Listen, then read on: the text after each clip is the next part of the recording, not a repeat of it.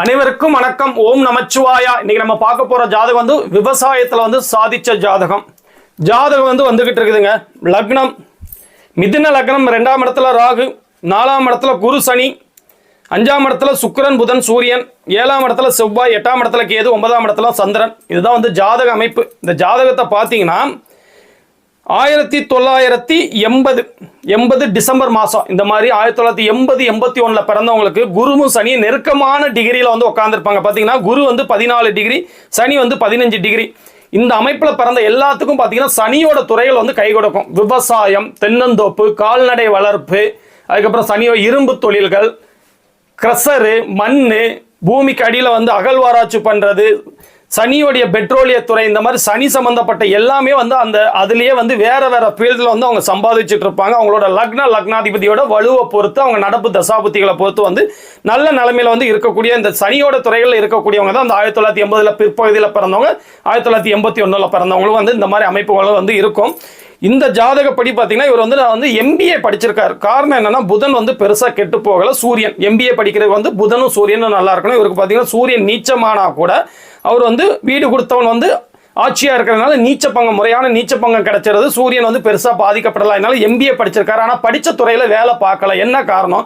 அதிக சுபத்துவமான கிரகங்களோட எண்ணமும் தொழிலும் அமையும் அப்படிங்கிற அடிப்படையில் பார்த்தீங்கன்னா இவருக்கு வந்து 10ஆம் வீட்டோட நேரடியாக சனி தான் வந்து தொடர்பில் இருக்கார். இவருக்கு வந்து நேரடியாக பார்த்தீங்கன்னா 10ஆம் வீட்டோட வந்து சனி தான் வந்து தொடர்பில் இருக்கார். அதனால வந்து இவருக்கு வந்து இந்த தொழில் தான், விவசாய தொழில் மேலே ஒரு ஈடுபாடு, கால்நடை வளர்ப்பு, தென்னந்தோப்பெல்லாம் இருக்குதுன்னாரு. அது ரீதியான ஒரு ஈடுபாடு படிச்சிருந்தா கூட அந்த துறைகளில் வேலை பார்க்க பிடிக்காம இவர் வந்து இதில் இருக்காரு. ஜாதகத்தில் பார்த்தீங்கன்னா ராசி மற்றும் லக்னத்தோட 10ஆம் வீட்டோட சனி தான் சுபத்துவமாக தொடர்பில் இருக்காரு. ஆனால் இவர் படித்த துறைக்கும் இதுக்கும் சம்மந்தம் இல்லை. இவருக்கு வந்து ஒருவேளை இப்போ தசாபுத்திகள் வந்து அடுத்தடுத்து நல்ல தசாபுத்திகள் வரப்போய் இவர் படித்த அந்த MBA துறையில் வேலை பார்க்க பிடிக்காம இவருக்கு சரியான துறையை வந்து கிரகங்கள் தேர்ந்தெடுக்க வச்சு அதில் வந்து லாபத்தையும் பார்த்துட்டு இருக்காரு.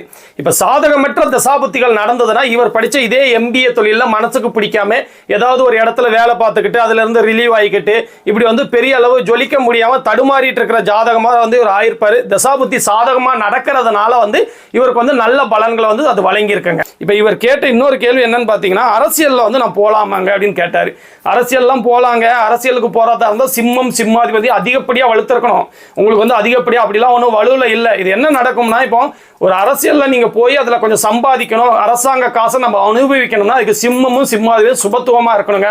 அப்படி சுபத்துவமா இல்லாத காரணத்துல என்ன ஆகுனா ஒரு உபயோகமற்ற ஒரு பதவிகளில் வந்து உங்களை வந்து உட்கார வச்சு ஒரு தலைவர் இந்த மாதிரி ஒரு உபயோகமற்ற, அதாவது வருமானம் பார்க்க முடியாத ஒரு துறைகளில் உங்களை உட்கார வச்சு உங்களோட காசை வந்து கட்சிக்கு செலவு பண்ண வச்சு இந்த மாதிரி பிரயோஜனம் இல்லாத ஒரு துறையில் போய் மாட்டிக்கிடாதீங்க. அதனால இதே சனித்துறையில் வந்து உங்களுக்கு நல்லா கை கொடுக்கும். இந்த கால்நடை வளர்ப்பு, தென்னந்தோப்பு, விவசாயம், இது போக வந்து எக்ஸ்ட்ரா எதுவும் பண்ணீங்கன்னா சனியோடைய இரும்பு தொழில், பெட்ரோலியத்துறை, இந்த மாதிரி விஷயங்களில் நீங்கள் சம்பாதிக்கணும்னு நினைங்க. அதை விட்டுட்டு வந்து அரசியலெல்லாம் இறங்குனீங்கன்னா பெரிய லெவலில் வந்து நீங்கள் சாதிக்க முடியாதுங்க. ஏன்னா 10ஆம் வீட்டோட வந்து சனி தொடர்பில் இருக்கிறனால அவருடைய தொழில்கள் வந்து உங்களுக்கு நல்ல விதமாக கை கொடுக்கும். தசாபுத்தி அடிப்படையிலையும் பார்த்தீங்கன்னா புதன் திசை, லக்னாதிபதி திசை தான் நடந்துகிட்டு இருக்குது. அதுக்கப்புறம் வர்ற புதன் திசைக்கு அப்புறம் வர்ற கேது திசை வந்து குருவோட பார்வையில் தான் இருக்குது.